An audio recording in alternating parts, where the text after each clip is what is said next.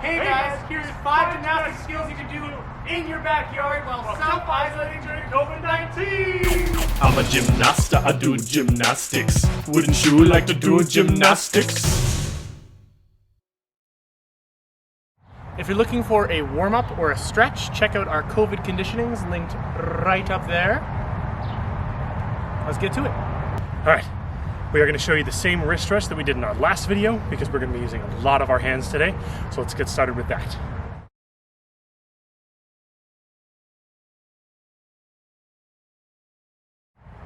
So you're going to be popping up and down off of your hands, slowly at first and then speeding up as you go, trying to use your wrists and your shoulders, or the muscles in them, as much as possible. Try not to bend your elbows as much as you can. You're mostly trying to have it follow through your forearm and use your shoulders to pop here. That'll make this as good of a warm-up as possible on your wrists.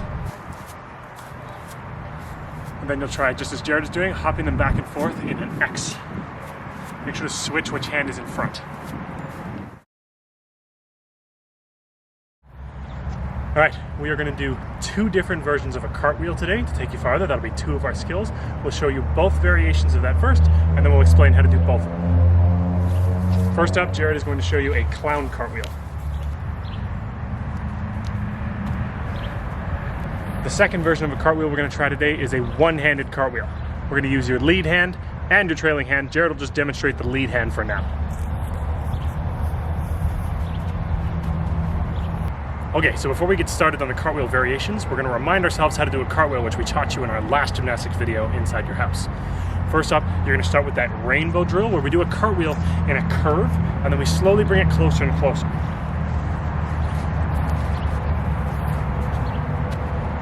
And then all Jared will do is slowly bring that circle narrower and narrower until it's more like a straight line towards you guys. As you're doing this, make sure that you're starting facing forwards and ending up with your belly button facing back where you came from. Now to change this into a clown cartwheel, we're going to forget everything that I just told you. Instead of facing totally straight forward as he begins, he's going to turn his belly button about 45 degrees towards the back foot. So Jared's going to start the cartwheel with his hips turned 45 degrees towards his back foot, and when he finishes, he's also going to be turned 45 degrees towards his back foot, which will be the other foot. Then all you're going to do is you're going to slowly turn more and more until you are straight sideways. You're going to have to use your obliques, these muscles on the sides of your body, quite a bit to make this work, and it does require more flexibility. So some people will find this cartwheel actually easier than the square cartwheel, and some people will find it harder.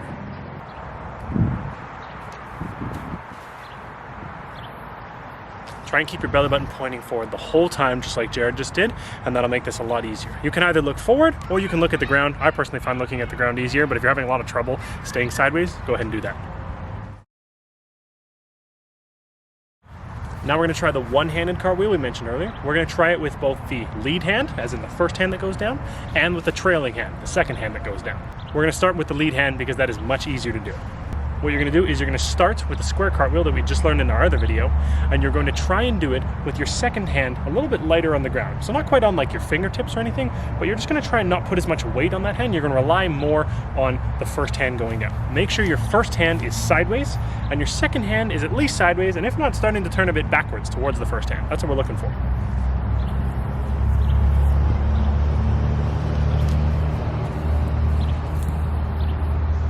Next, you'll try the same thing, but you'll try going up on your fingertips for real this time. And if you find that it's a little bit too light on your hands, all you got to do is drop down onto that flat hand. Make sure you're not up like this because you don't want to actually crush your fingers as you go down. Just make sure that you're lifting them off the ground so they're ready to drop down a flat hand if need be.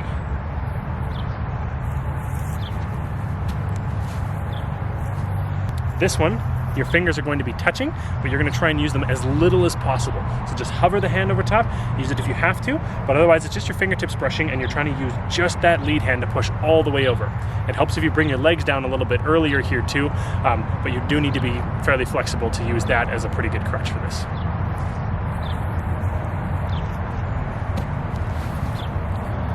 And then finally, take the hand away.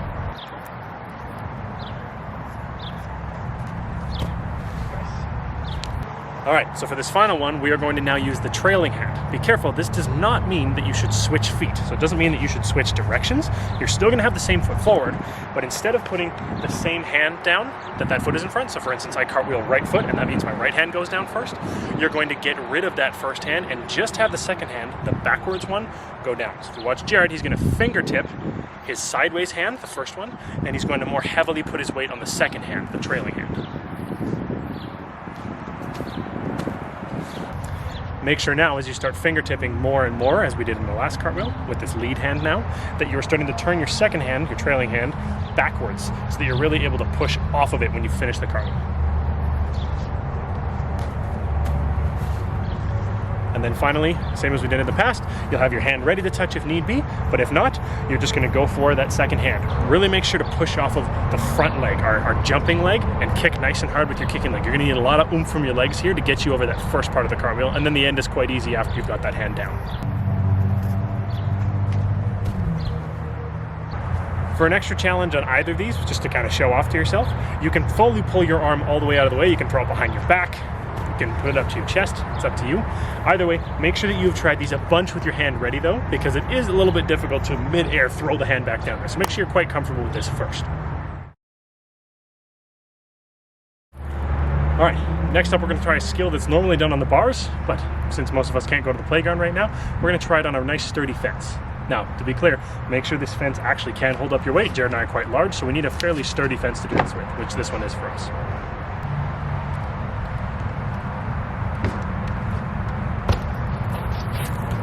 In general, if you can find a fence though with a wooden top, that's even better. The chain link fences we will use in our parkour video later on, but they are a little bit awkward to do casts on because they often have little plastic bits sticking up over the top. So you can still use them if you want to, but it's a lot easier if you can find a flat topped wooden fence like the one we have here. All right, the first thing we're gonna do is we're gonna learn how to just quickly climb up onto the fence so that you understand how to do that if at any point you start to fall over. So you're gonna do that by jumping up into what we call front support first, or climbing up. You've got your hands on top of the object and your hips are right on top of the bend over the fence. And then what you're gonna do is you're gonna lift one leg up beside you and the other leg up in between your two hands. And then you can either stand up or you can just climb down and jump down to the other side. If you're climbing down, you can do it exactly in the opposite order, just like Jared just did, where he put one foot outside of his hands and the other foot lowered back down in between his hands. Make sure you've tried that on both sides before you move on, and then you can figure out which one is your favorite and which one works a little bit better.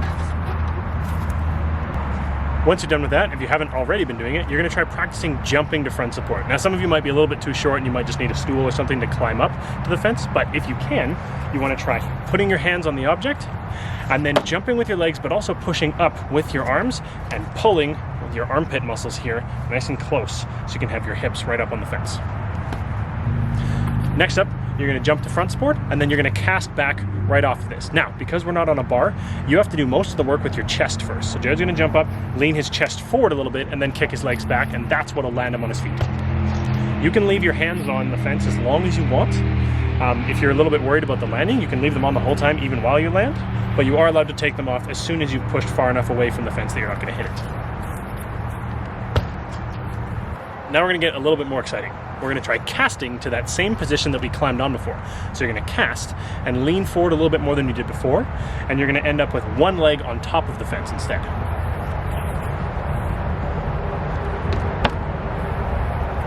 Then try the same thing on the other leg. And then you're gonna try and cast, land with the one foot on the top, and immediately climb right over.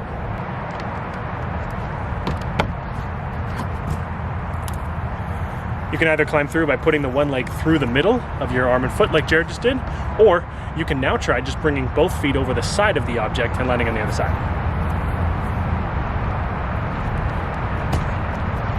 Now, before we move on to casting both legs up on top, we're gonna do multiple casts in a row. Make sure that you're leaning forward a little bit more than you were before so that your hips stay on top. And really use your arms to hold you up here so that your hips don't have to take a ton of the impact.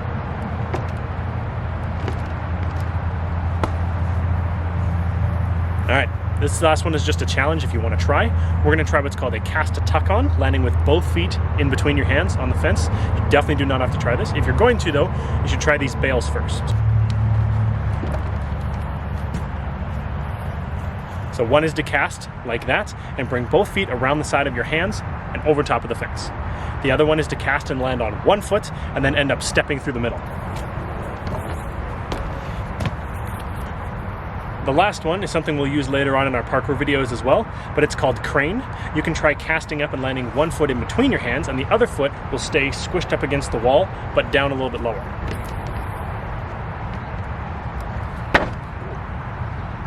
All right, final challenge for this. Now you're gonna lean forward more than you did before.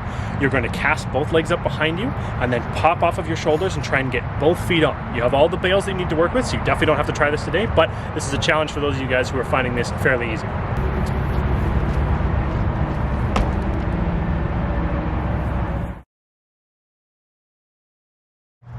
Next up, because in our past videos you guys have already learned how to do a handstand, we're now going to teach you how to walk on your hands. We'll show you that first, and then we'll explain how to do it.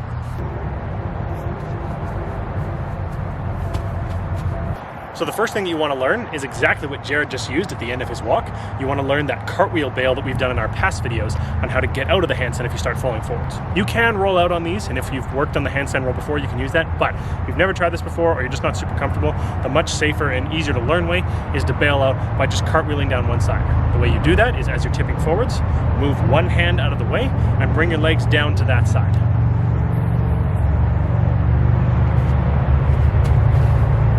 Try that on both sides by kicking not quite all the way up, but just about 45 degrees. So see if you can just barely kick it all and then just drop to the side.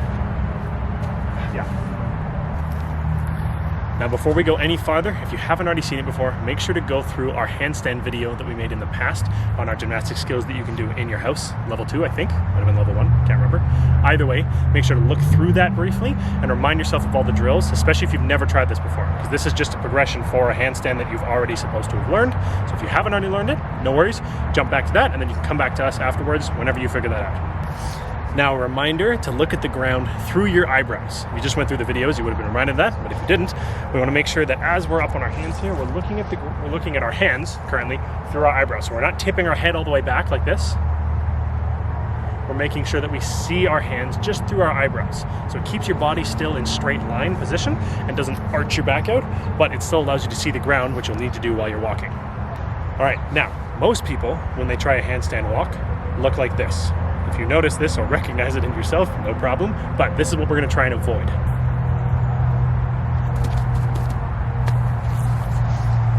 So, first of all, as we just talked about, Jared's head is sticking out, which is part of the reason. He's a little bit worried about going upside down, so he sticks his head out, and that's what stops him and arches him and makes the technique not quite as good and much harder to work with.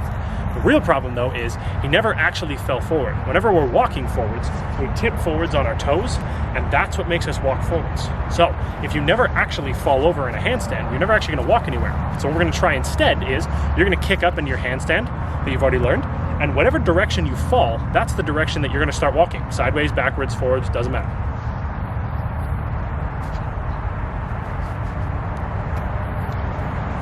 As you get better at this, try on purpose leaning different directions. So kick up, fall back and walk backwards. Kick up, fall and walk forwards. Kick up, fall and walk sideways.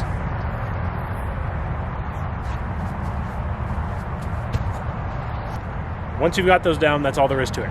You pick the direction that you want to walk, and other than that, you keep your body as tight as you can. You try and keep your legs together, try and keep your tummy tight, look at the ground through your eyebrows, and whichever way you tip, that's where you want to go. Now, if you want to keep walking forwards, make sure that you're still tipping forwards, and then you dig your fingertips in so that you never quite fall over. So you never quite have to do that cartwheel down. That's our last little secret we're doing. So as you're falling forward, practice the amount that you have to dig your fingertips in. Just like when you're walking, you're always tipped forward a little bit, but you're always pushing back with your toes enough that you don't fall on your face.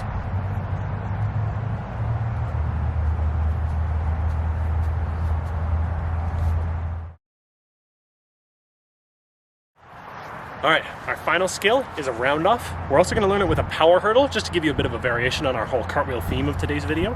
So we're gonna learn power hurdle roundoff, which we'll show you first, and then we'll teach you how to do.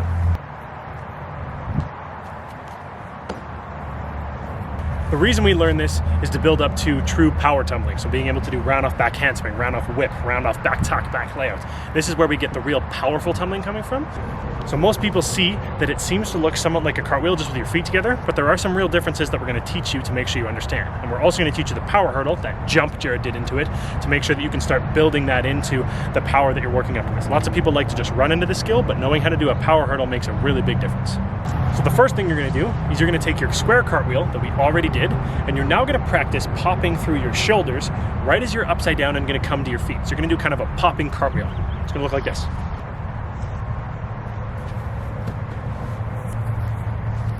So you want to work on the timing and make sure that the pop happens right before you hit upside down. Just that moment right before, it blocks your movement forward a little bit and changes it to upwards. So if you watch Jared one more time, the pop happens just before he's upside down to really launch him up onto his feet. So most of you, when you're first learning your cartwheel, will have both hands sideways. What we now want to change it to is what we call T hands, where first hand is sideways and the second hand is backwards. This helps you turn your hips around much quicker so you can get nice and square or in line so that your power tumbling goes straight one way instead of having to go around the side like that rainbow cartwheel that we did earlier. We'll show you a video of that now. Now you're going to do an early turning cartwheel. So you're going to do the regular cartwheel that you've been doing, but now you're going to start turning your belly button around much earlier. Before, we would start the cartwheel facing forwards, upside down we'd be sideways, and when we finish we'd be backwards. Now you're going to try and be backwards by the time you're upside down. So you're going to turn yourself around much faster, still step down like a cartwheel, but watch Jared's belly button and it'll be turned all the way away from you. By the time he's upside down, he's going to try and have his back still pointing at us.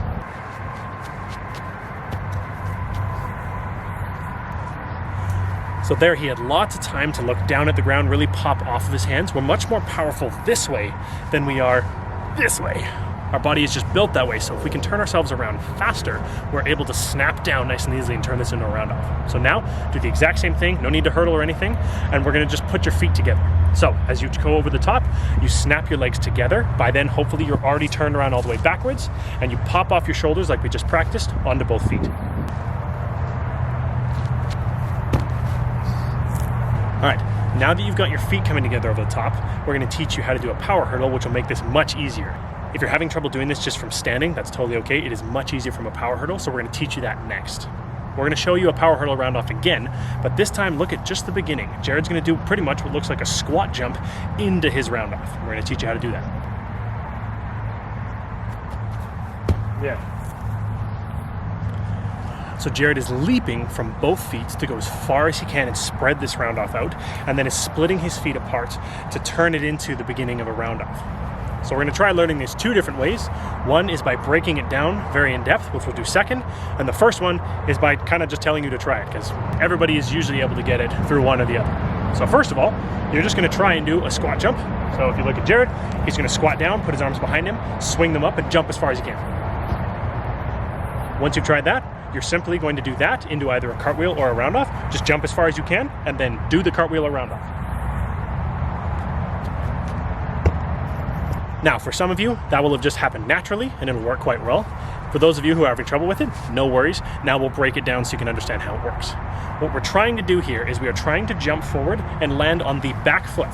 So what some people accidentally do is they jump onto their front foot, which, as you can tell, does not work. Instead, what you want to do is you want to jump and flip backwards the tiniest bit so that you land on your back foot, and then you can step forward onto the front foot. So practice just jumping forward and landing on your back foot only. Because to stay on your back foot, you actually have to backflip a little bit, which is good practice for this. Then you'll try jumping and landing on the back foot and immediately stepping onto the front foot.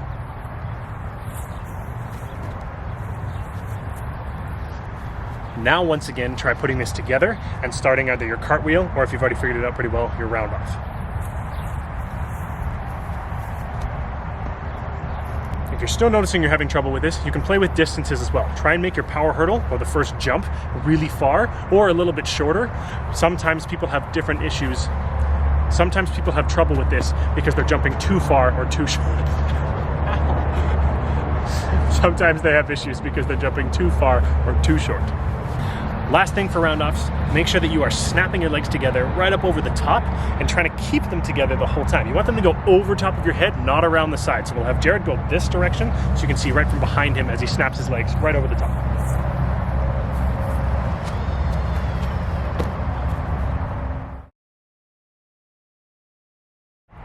Great, thanks for watching. If you'd like to finish off these skills with a workout at the end, check out our COVID conditionings right up there. And we'll see you in the next video. Goodbye!